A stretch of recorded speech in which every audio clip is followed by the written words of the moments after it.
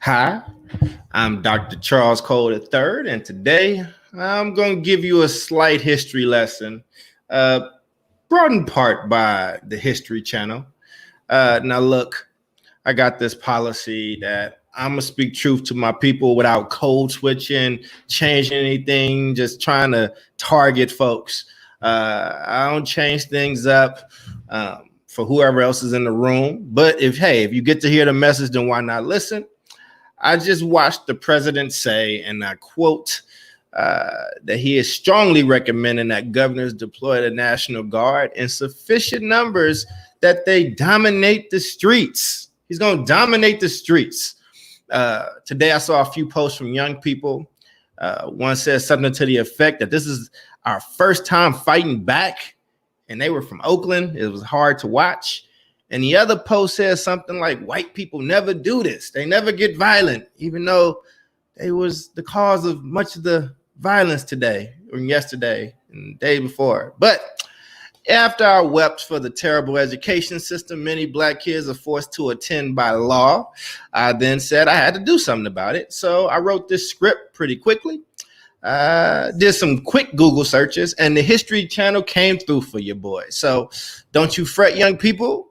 I'm going to answer both of those in detail, and it's going to be fun. Roll my logo.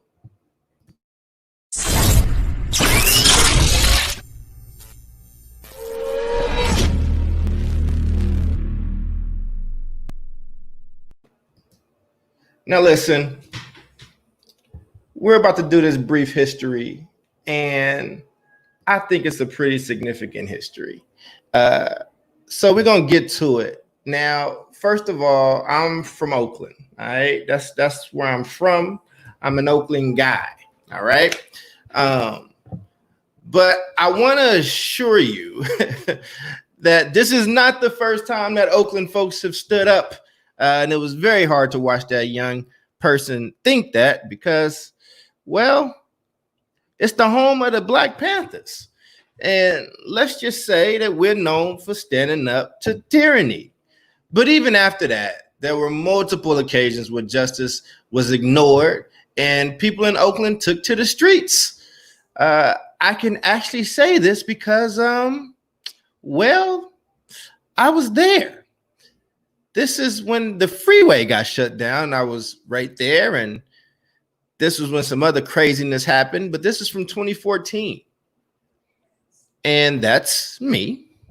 So, it's hard that when somebody from Oakland is not aware of the history, the storied history that they're from, it just shows how much we are failing our young people as far as education is concerned. All right. But I got evidence. All right. So first there was 2010 in the wake of Oscar Grant when he was murdered. Then again, in solidarity with the pictures that I'm showing you, when the St. Louis grand jury decided not to charge Officer Darren Wilson for the murder of Mike Brown. There was indeed civil unrest. See, that's me. Those three cops. This is when I first learned how to meme. And those cops made sure that they told me if I moved from that step, which they placed me on, that they would beat the shit out of me. So myth one, my precious young person, myth one is busted. But let's get to the other one, all right? Myth two, white folks never violently protest. I want to assure you that is not the case. Now, since our schools have failed to show white Americans as anything other than saints that give Native Americans turkeys and blessed us savage Negroes by bringing us to this country, I take no offense at your level of wrong. Just your level of wrong. Being wrong is what I would say. But thanks to the History Channel, I'm going to run through a few moments in history for you. I'm taking the words right from them as well. All right. Like, I got you. We ain't got to play these games.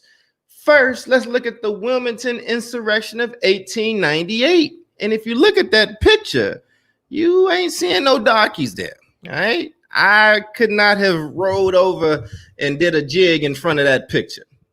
On the morning of November 10th, 1898, a throng of 2,000 armed white men took to the streets of the southern port town of Wilmington, North Carolina. Spurred on by white supremacist politicians and businessmen, the mob burned the offices of prominent African-American newspaper, sparking a frenzy of urban warfare that saw dozens of blacks gunned down in the streets. As the chaos unfolded, white rioters descended on City Hall and forced the town's mayor to resign, along with several black aldermen. By nightfall, the mob had seized full control of the local government. Some 60 black citizens lay dead, and thousands more had fled the city in panic. This happened. This is what was going on in the streets.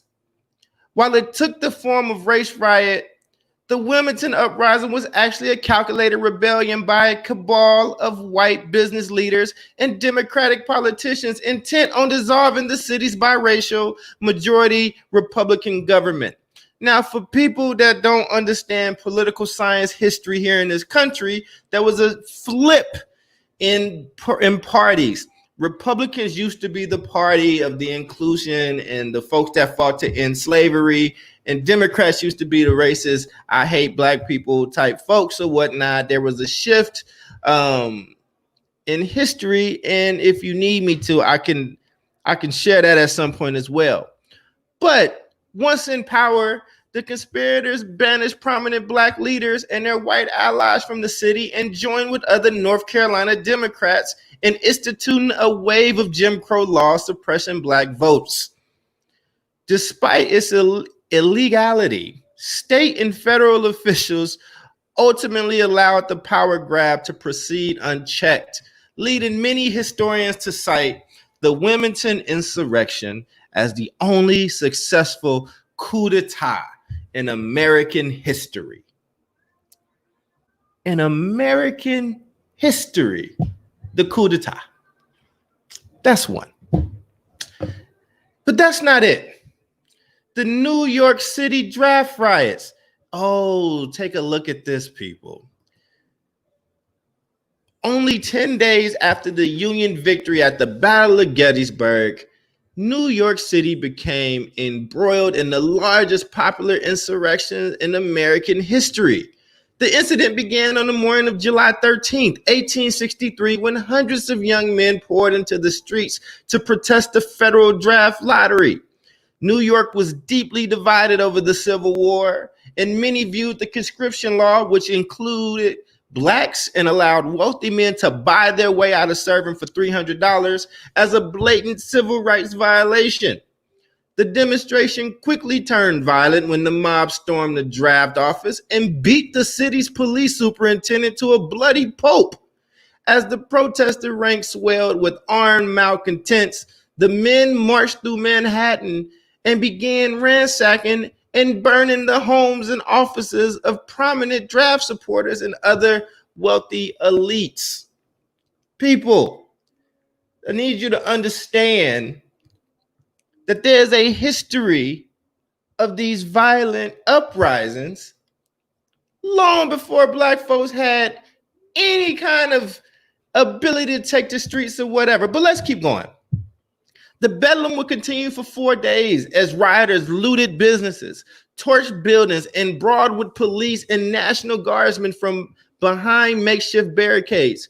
Convinced that free blacks were a threat to their livelihood, rioters also beat and lynched several black men, demolished the homes of others, and even set a black children's orphanage ablaze. I don't know if that picture behind you burning is the orphanage, but these white folks was wildin'. Finally, on June 16th, some 4,000 federal troops marched into the city and put the uprising down by force. While the draft would resume only a month later, the riot still left a devastating mark on New York. All told, the incident claimed the lives of more than 100 people and caused millions of dollars in property damage. Before we leave here, I need you all to understand, people seem to think that antebellum United States, where it was the South was racist and the North were these freedom fighters that love black people. It is not true. There were just different types of hate, and there was different types of racism. So get that thought out your mind. It was so much hate and racism that there was the New York City draft riots of 1863. Okay. Are you still with me? Let's finish the history lesson. In 1921, the winding hills of Southwest West Virginia played host to the largest and bloodiest labor dispute in American history. At the time, the coal-rich region operated under the thumb of powerful mining interests who employed thuggish private detectives to harass any workers who tried to unionize. Tensions boiled over in August 1921 after company agents assassinated a pro-union lawman named Sid Hatfield. In response, as many as 15,000 miners, many of them World War I vets, armed themselves and set off to confront the coal tycoons and organize their fellow workers. Again, this is not black people. This is not us. Just need you to understand what's happening, all right? When they approached Blair Mountain in Logan County, the army of miners clashed with a force of around 3,000 defenders, marshaled by an anti-union sheriff named Don Chaffin. As the miners advanced up the mountain, they were met with punishing rifle and machine gun fire, and Chaffin's forces even used a small air force of biplanes to drop explosives and tear gas. The battle raged for several days before federal peacekeeping troops finally arrived on the scene, at which point most of the exhausted miners returned to their homes or surrendered. By then, over 1 million rounds had been fired, and an unknown number of men, estimates from 20 to more than 100, had been killed. Oh, these savages. Look at this savage behavior. Even in the picture, they like, look, man, you about to pick up this rifle and you about to go fight. But our kids need a history lesson, so let's continue, shall we? This next one is one of my favorite. This is the Richmond bread riots of 1863. By the third year, the Civil War had taken a bitter toll on the Confederacy civilian population, right? With their supply lines choked off and inflation soaring, many southern cities erupted in mass revolts. The largest of these, bread riots, unfolded in the Confederate capital of Richmond, Virginia. On April 2nd, 1863, a group of armed, half-starved women, yes, white women, this is ran by white women. They descended on the state capitol and demanded to speak to Governor John Lecter. When Lecter shrugged off their concerns, the hoop-skirted mob marched down one of the city's major thoroughfares, commandeered several supply carts, and began violently ransacking warehouses for food. All right? The rioters' numbers quickly grew into the thousands as more desperate men and women took to the streets, many of them chanting, "Bread or blood." Ignoring the protests of city officials, they broke down the doors of private businesses and supply homes and made off with food, clothing, jewelry, and other valuables. According to some account, Confederate President Jefferson Davis even addressed the crowd, tossing coins at rioters and pleading, "You say you are hungry and you have no money. Here's all I have." These people looted, and these white women looted and destroyed businesses so much that the Confederate president took all his money out of his pockets and threw it at them and said, "Please leave." The riot finally ended after the city's public guard arrived and threatened to fire on the crowd. Some 60 members of the mob were arrested, and the city would later place artillery pieces in Richmond's business district as a warning against future uprisings. But remember, white folks don't loot, they don't riot, they don't do any of this stuff if you watch Fox News, okay? If we watch people out there. Let's continue. I'm not done yet, and this is only a handful. The Battle of Athens in 1946, a group of veterans and disgruntled citizens went to war. They went to war with the local government of Athens, Tennessee. The small farming community has spent the 1940s dominated by a crooked political machine led by Sheriff and legislator Paul Cantrell. He was known to rig elections in his favor through ballot stuffing and voter intimidation. All right, he was out here wilding. Corruption ran rampant until 1945, when hundreds of young men returned to Athens fresh from the battlefields of World War II. After they experienced repeated harassment by law enforcement, the ex-GIs organized their own political party and ran several veterans for local office in the hopes of ousting Cantrell and his cronies once and for all. The battle unfolded during a tense election day on August 1st, 1946. When the veterans accused Cantrell of voter fraud, armed sheriff deputies began beating and detaining the GI's poll watchers. And one officer even shot an elderly voter in the back after Cantrell and his deputies confiscated the ballot boxes and barricaded themselves inside the local jail. Hundreds of ex-GIs armed themselves with high-powered rifles and laid siege to the building. The two sides traded fire throughout the night, leaving several men wounded. But the deputies finally surrendered after the veterans began lobbing dynamite at the jailhouse. The white folks threw dynamite at the jail. God damn it.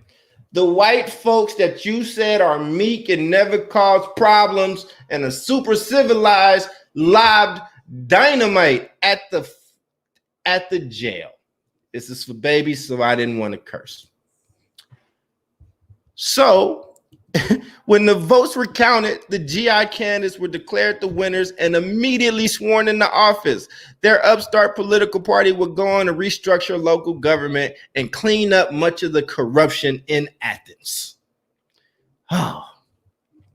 And then finally, let's get to one with the bang, baby. Shays Rebellion. In the years following the Revolutionary War, the United States plunged into a severe economic crisis. Tensions were especially high in Massachusetts, where overtaxed farmers began losing their property to debt collectors. Sounds familiar? In September 1786, a small army of disgruntled citizens organized mass demonstrations across the state, led by Revolutionary War veteran Daniel Shays. The rebel eventually armed themselves and began preventing county courts from convening in the hopes of curbing property seizures. Fearing revolution was in the air, Massachusetts Governor James Bowdoin responded by mustering a 1,200-strong militia led by former Continental Army General Benjamin Lincoln. In 1787, Shays' forces set their sights on the Federal Armory at Springfield, Massachusetts. The battle plan was botched, however, and the 1,500 rebels were pushed back by heavy artillery fire, leaving 4 men dead and another 20 wounded. Only a week later, Lincoln's militia ambushed Shays' camp at the town of Petersham and crushed the main rebellion. Small skirmishes continued for several weeks, but most of the insurgent leaders, including Shays, were eventually captured. The rebellion helped influence the adoption of a more robust central government at the Constitutional Convention later that year, but it would not be the last time that economic troubles provoked a revolt. Tax disputes later led to both the Whiskey Rebellion in 1790s and the Fries Rebellion in 1799. Okay, so I'm gonna stop it there. But myth 2, that white folks they never violently protest, it is bullshit and it's busted. All right, I need you all to understand, and I need you to hear me and listen to me. Listen to me well. What is happening and the way people are being treated and the levels of just malcontent of decades and centuries of being mistreated over and over and over again was meant to boil over. This is just 6 examples when white people got fed up with that shit, and they didn't go peacefully march. They didn't go and have conversations. They didn't do all the things you asking them to do now. No, you know why? Because in this country, white folks have taken everything they wanted by force and blood. And it ain't just the men. I just showed you in the bread shortage that women was out here getting bucked too. So before you start calling young black people savages or not in control of their emotions or any of that stuff, know that if that's true, then damn it, they learned from the absolute best in the business, white people. I hope you all have an amazing night.